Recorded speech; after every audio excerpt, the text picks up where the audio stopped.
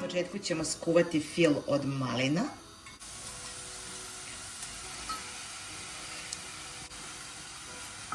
U ove maline ćemo staviti 2 kašike šećera. I sada kada su nam se maline ovako otopile, u međuvremenu ćemo samo da ovu kašiku gustina pomešamo evo sa 3 kašike vode. Sada ubacujemo ovaj gustin, pa mešamo.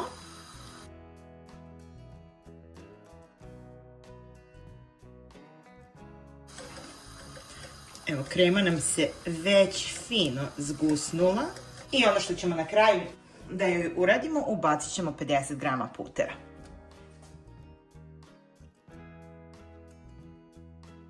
Dobro ćemo samo da promešamo dok se puter ne istopi kako bi ona bila svilenkasta.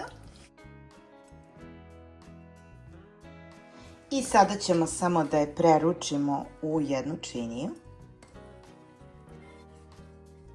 Prekrićemo je samo ovako providnom folijom. I ona je spremna. Ide na hlađenje. A u međuvremenu ćemo umutiti 8 žumanaca. Dodat ćemo im 250 grama prah šećera. I dodat ćemo 1 bourbon vanilin šećer. Umutit ćemo penasto.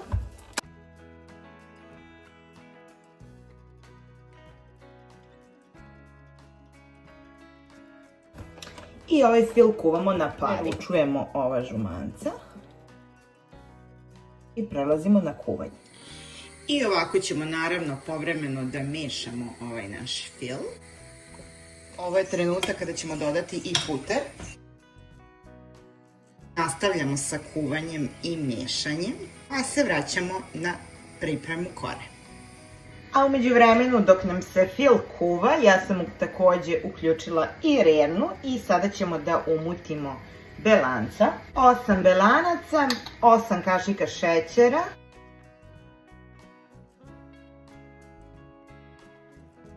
Mutimo ih penasto.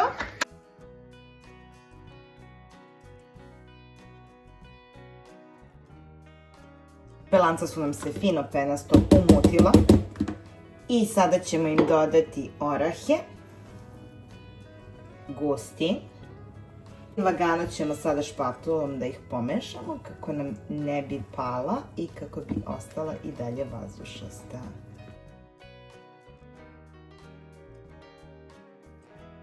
Sada ćemo samo da ih preručimo u pleh.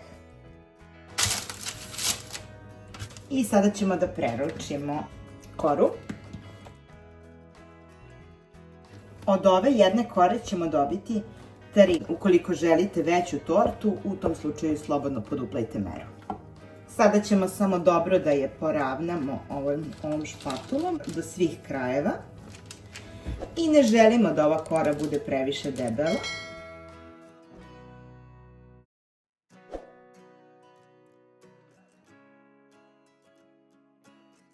I ona sada ide u rernu na nekih 15 minuta na 180 stepeni, ali naravno to opet zavisi od vaše rerne. Ukoliko vam je rerna jača, može da bude i 10 minuta. A u međuvremenu naš fil izgleda ovako. Naravno, vi možete ovo sve odvojeno da radite. Ovo je najbrži proces pravljenja. Naravno, posle trebamo da sačekamo samo da se filovi ohlade, ali vreme provedeno u kuhinji u ovom slučaju je stvarno minimalno. Kora nam je pečena. Samo ćemo je preručiti na ovu rešetku da se ona dobro ohladi i samo ćemo je sada preručiti na opačke. Ostavljamo je da se ohladi, a onda ćemo i da skinemo papir. I sada ćemo samo polako i nežno da skinemo ovaj papir.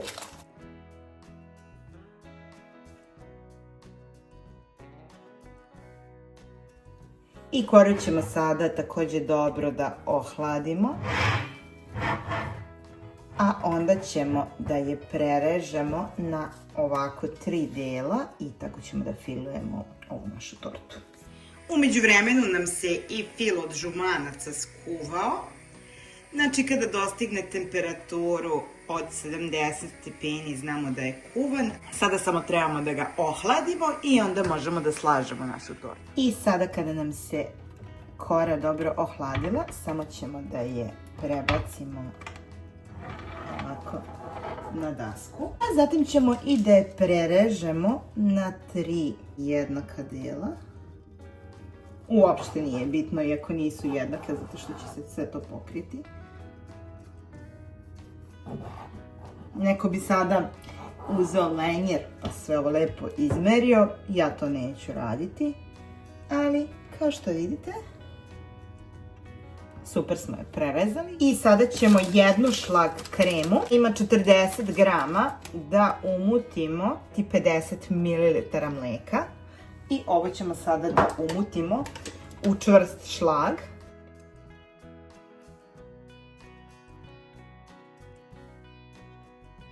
Evo vidite, šlag nam je tako čvrsto umućen.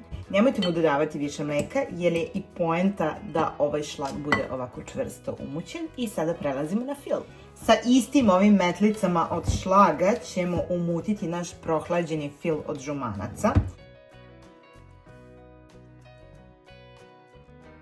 I sada ćemo mu dodati ovaj umućen šlag.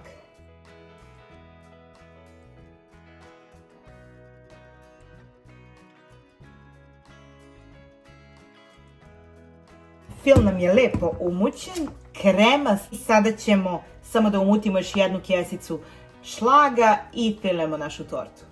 I sada ćemo na kraju samo još jednu kesicu šlag krema da umutimo sa 100 ml hladnog mleka, naravno onako kako vama piše na kesici. I mutimo ga.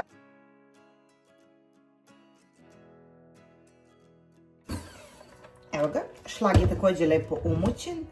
I ono što ću ja sledeće uraditi, ja ću sve ove filove da prebacim u vrećice. I sada je došao onaj najlepši deo kada slažemo. Uzimamo prvu koru i prvo ćemo staviti ovaj žuti fil.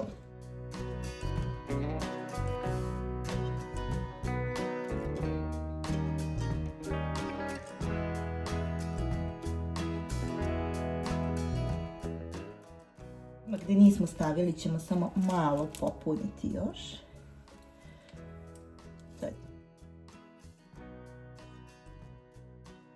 Zatim ide fil od maline.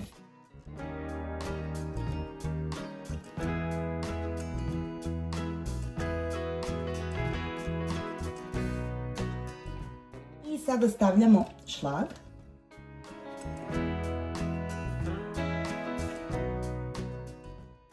Šlag stavljamo samo onoliko da prekrijemo malinu, ništa više od toga. Naravno, gdje nam je potrebno, tu opet dodajemo. Ovo je jedna od retkih voćnih torti koja može da ide i ispod fondana. Stavljamo sljedeći sloj.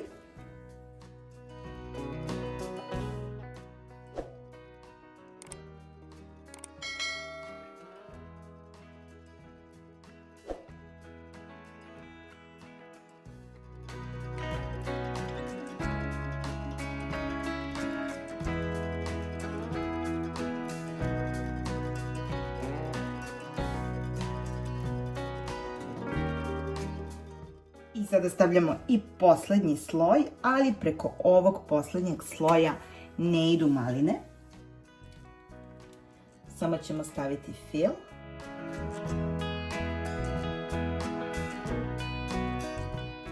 Ja volim da je ostavim baš ovakvu kakva jeste. Rustična i savršena. Samo što uradimo, to je da sve ove ivice ovako poravnamo. To jest da ih lijepo zatvorimo. I ono što na kraju volim da uradim sa ovom tortom je premažem sa tostiranim listićima od badema. To je daje baš onako poseban ukus. Iz tog razloga i kažem da joj nije potrebna nikakva dekoracija. Naša torta je samo premazana onim ostatkom fila. Zatvorili smo sve ivice, stavljamo je na hlađenje, a u međuvremenu ja ću samo da istostiram listiće badema i stavit ćemo preko nje. I ovako ga konstantno mešamo jer ne želimo da zagori, ali želimo da dobije onaj crunch efekt. Možete i da ih izostavite, ali oni daju jednu posebnu notu ovoj torti. Konstantno ih mešamo i za koju sekundu ćemo ih ugasiti, jer su oni već dobili ovu lepu boju. Ćemo ih ovako preručiti u jednu činicu kako ne bih dodatno goreli u tiganju. Znači, čim dobiju boju, nemojte ih više zadržavati u topao tiganj, jer onda će se ugljenisati, zato što tiganj i dalje isijava toplotu, a mi želimo samo do ove mere da oni budu istostirani. I oni se sada hlade.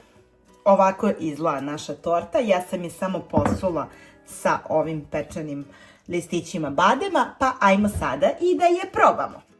Ovo je moja najlepša voćna torta ikada koja se ne pravi sa svežim voćem. Mogu slobodno da kažem da je u rangu reforme i Moskva šnita. Eto, toliko je dobra. Ukoliko vam se sviđa ovaj video, ne zaboravite da ga lajkujete, da se subscribe-ujete na moj YouTube kanal i podelite ovaj video sa nekim ko je ljubitelj voćnih torti.